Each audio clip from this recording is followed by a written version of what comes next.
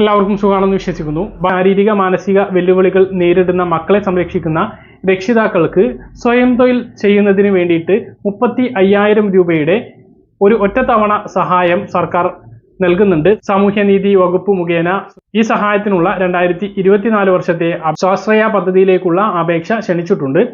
വിധവകൾ, ഭർത്താവ് ഉപേക്ഷിച്ചു പോയവർ, വിവാഹബന്ധം വേർപ്പെടുത്തിയവർ ഇവർക്കാണ് ഈ ധനസഹായത്തിന് അപേക്ഷിക്കാൻ വേണ്ടി കഴിയുക. 35,000 രൂപയാണ് ധനസഹായം ലഭിക്കുക. സാമൂഹ്യനീതി വകുപ്പിന്റെ സുനീതി പോർട്ടലായ www.sunidhi.sjd.kerala.gov.in എന്ന വെബ്സൈറ്റ് മുഖാന്തരമാണ് അപേക്ഷിക്കേണ്ടത്. കൂടുതൽ വിവരങ്ങൾക്ക് 0497 299 7811 എന്ന നമ്പറിൽ ബന്ധപ്പെടാവുന്നതാണ്. മറ്റൊരു പ്രധാനപ്പെട്ട കാര്യം, BPL വിഭാഗത്തിൽപ്പെട്ട ആളുകൾക്ക് കുടിവെള്ളത്തിന് വേണ്ടിയിട്ടുള്ള സൗജന്യ കുടിവെള്ളത്തിനുള്ള അപേക്ഷ ജനുവരി 31 വരെ ആയിരുന്നു പറഞ്ഞിരുന്നത്. അത് ഫെബ്രുവരി 15 വരെ നീട്ടിയിട്ടുണ്ട്. 15,000 ലിറ്ററിന് താഴെ ഉപയോഗിക്കുന്ന BPL റേഷൻ കാർഡുള്ളവർക്കാണ് സൗജന്യമായിട്ട് കുടിവെള്ളം നൽകുന്നത്. ഇതിനു വേണ്ടിയിട്ടുള്ള അപേക്ഷകളാണ് ഇപ്പോൾ സമർപ്പിക്കാൻ കഴിയുക.